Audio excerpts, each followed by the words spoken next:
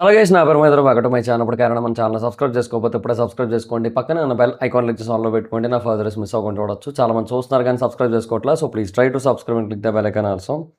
So trainee IPS officer Uday Krishna Reddy. So ఆయన పేరు మనకి చాలాసార్లు చాలా చోట్ల ఈ మధ్యకాలంలో వినబడుతూ ఉంది.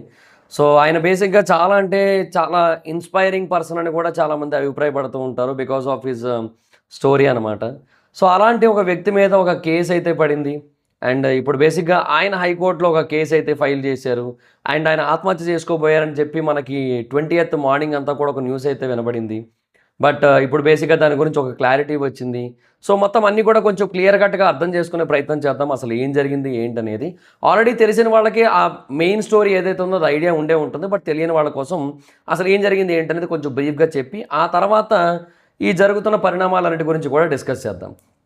So first of all trainee IPS officer Mulagani Uday Krishna Reddy గారి మీద సండే రోజు బేసిక్గా అత్తాపూర్ పోలీస్ స్టేషన్లో ఒక కేసు అయితే నమోదైంది, ఒక ఎఫ్ఐఆర్ రిజిస్టర్ అయింది.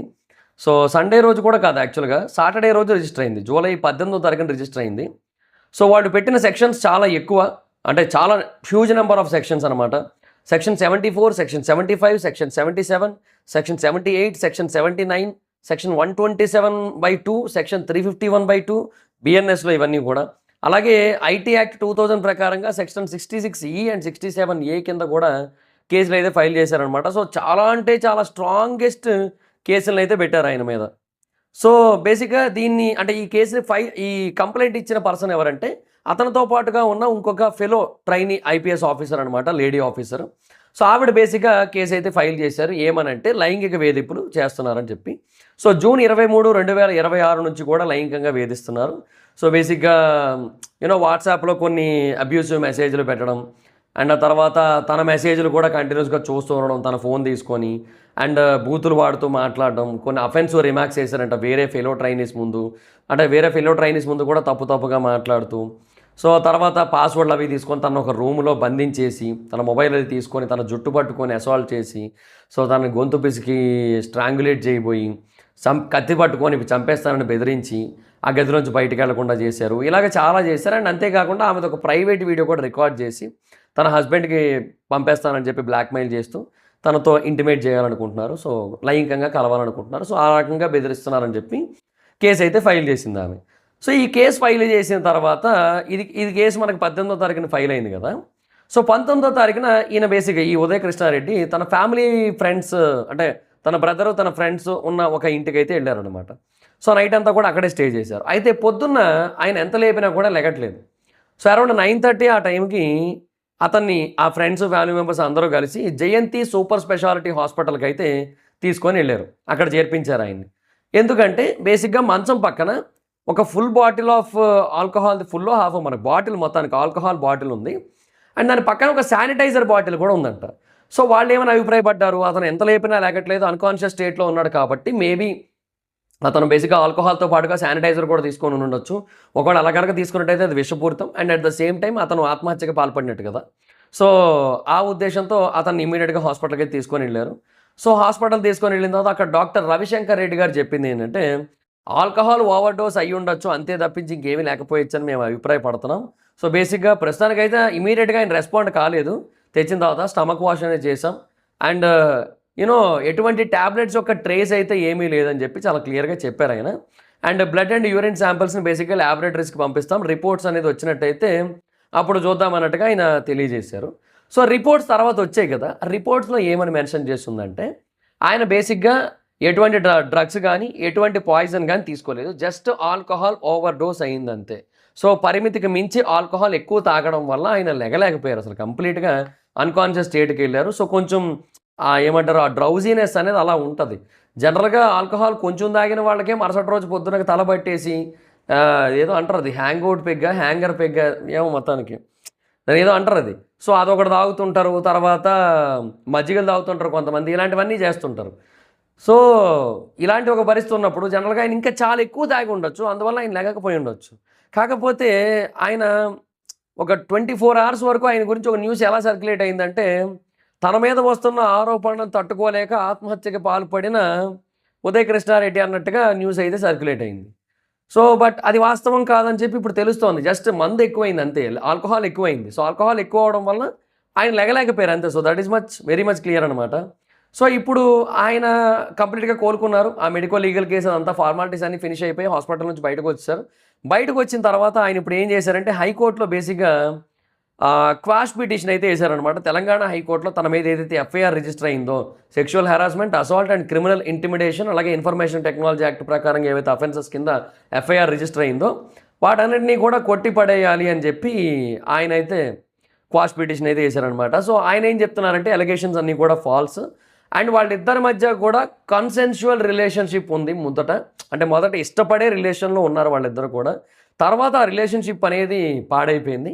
ఇన్ఫ్యాక్ట్ మ్యారేజ్ తర్వాత కూడా అంటే ఆ అమ్మాయికి మ్యారేజ్ అయిపోయిన తర్వాత కూడా రిలేషన్ కంటిన్యూ చేయమని చెప్పి ఆ అమ్మాయి ఫోర్స్ చేసిందని అని చెప్పి ఆయన చెప్పాడు.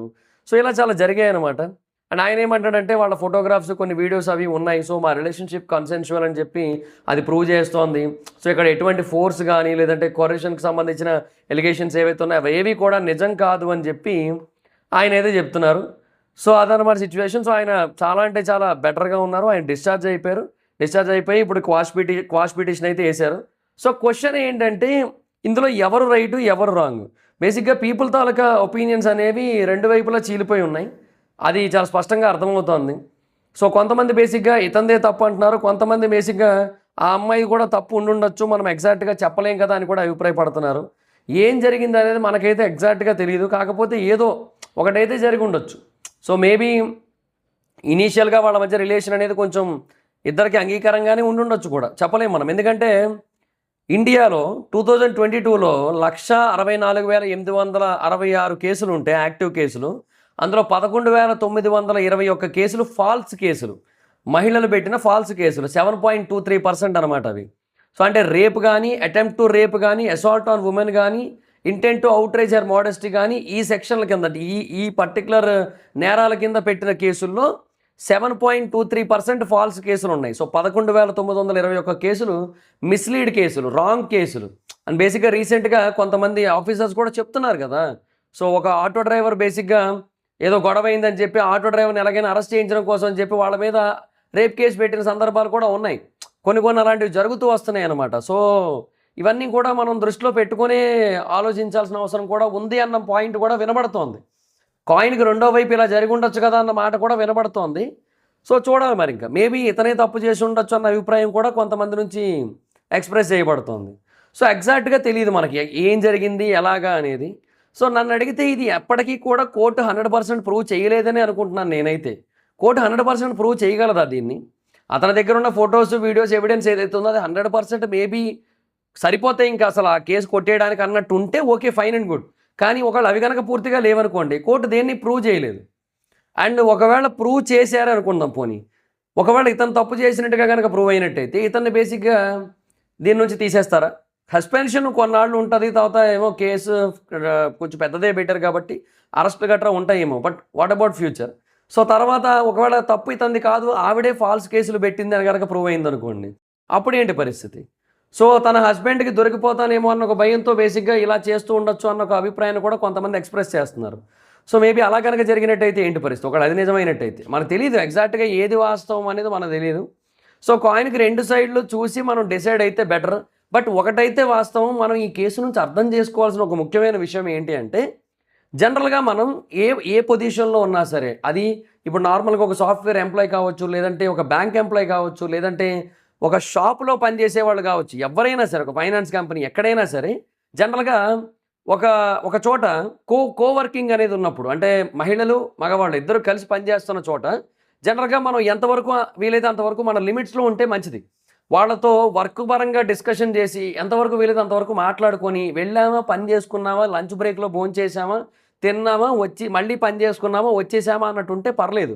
బట్ అలా కాకుండా ఎప్పుడైతే కొంచెం ఎక్కువ ఇన్వాల్వ్మెంట్ అనేది పెరుగుతుందో అప్పుడు బేసిక్గా ఇలాంటి ప్రాబ్లమ్స్ అన్నీ కూడా ఎదురవుతున్నాయి అన్న ఒక ఫీలింగ్ అయితే కలుగుతుంది నాకైతే మటుకు.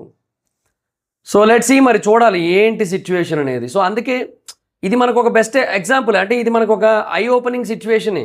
అంటే మన తప్పు ఉన్నా లేకపోయినా ఏదైనా జరగచ్చు, బట్ అది మనకి పెద్ద పెద్ద పరిణామాలకు దారితీయచ్చు. కూడా ఇప్పుడు ఉదయకృష్ణారెడ్డి తప్పు ఉందనుకోండి, అతని మీద పెట్టిన కేసులకు అతనికి ఎన్నాళ్ళు శిక్ష పడుతుంది తెలుసా? లెక్క కూడా లేదు, అన్ని కేసులు పెట్టారు అతని మీద. సో అది ఏమో కొంచెం ఎలా ఉందంటే కొంచెం లైక్ టార్గెటెడ్ కేస్ ఫైలింగ్ అన్న ఫీలింగ్ కూడా కలుగుతోంది. Don't know why. So and నాకు అనిపిస్తోంది, నాకు అలా అన్ని సెక్షన్లు చూసేసరికి నాకే మైండ్ పోయింది, నాకు ఓ మై గాడ్ అన్న ఫీలింగ్ కలిగింది నాకు. బట్ లెట్స్ సీ, చూద్దాం.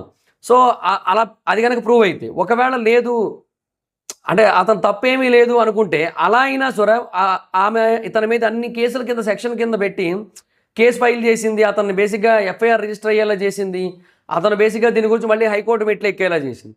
సో మేబీ ఆ చనువు కొద్దిగైనా ఉంటుంది, ఎంత కాదన్నా సరే. ఆ ముందు ఉన్న కొన్ని పరిస్థితులు ఏవైతే ఉంటాయో అవి బేసిక్గా ఇక్కడ వరకు దారి తీసాయని నమ్ముతాను నేను.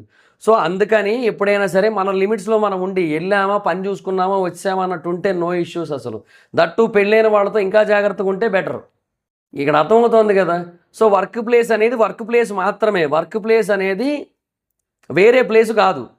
వేరే ప్లేస్ అంటే అది లైక్ రిలేషన్స్కో, అంటే ఇప్పుడు ఇద్దరికీ పెళ్లి కాలేదనుకో, ఒక అమ్మాయి ఒక అబ్బాయిని ట్రై చేయొచ్చు, తప్పు లేదు. వర్క్ ప్లేస్లో ట్రై చేయకూడదనే కాన్సెప్టే లేదు. ఎందుకంటే చాలామంది బేసిక్గా నాకు తెలిసిన వాళ్ళే వర్క్ ప్లేస్లో పనిచేస్తూ ఒకటే చోట ఇద్దరు పని చేస్తారని చెప్పి అలా ప్రేమించుకొని పెళ్లి చేసుకున్న వాళ్ళు ఉన్నారు, చాలామంది ఉంటారు అలాగా. సో అలా చేసుకోవచ్చు, no issues, fine and good. కాకపోతే ఏంటంటే ఇప్పుడు ఇఫ్ ఇన్ కేసు అలా కాకుండా, ఇఫ్ ఒకవేళ ఆల్రెడీ ఎవరో ఒకరికి పెళ్ళిళ్ళు అయిపోయో లేదంటే వాళ్ళు రిలేషన్లో ఉన్నారో అని కానీ తెలిసింది అనుకోండి, స్టే అవే ఫ్రమ్ దెమ్. అది అమ్మాయిలైనా అబ్బాయిలైనా ఎవరికైనా. బట్ ఏంటంటే ముళ్ళెళ్ళి ఆకు మీద పడ్డా, ఆకు వచ్చి ముళ్ళు మీద పడ్డా, బొక్క ఎవరికి ఆకు. ఇక్కడ ఆకు ఎవరు? అబ్బాయిలు. ఇక్కడ ఆకు అమ్మాయిలు కాదు, ఆకు అబ్బాయిలు అయిపోయారు ఇప్పుడు. బేసిక్గా మొత్తం అంతా కూడా మారిపోయింది. లేచింది నిద్ర, లేచింది మహిళ లోకం, దద్దరిల్లింది పురుష ప్రపంచం అన్నట్టు ఉంది పరిస్థితి. సో అందుకే బీ కేర్ఫుల్. ఇప్పుడు నేను ఉదయ కృష్ణారెడ్డి గారు తప్పు చేయలేదు అసలు అని నేను చెప్పట్లా, ఆయన చేసి ఉండొచ్చు.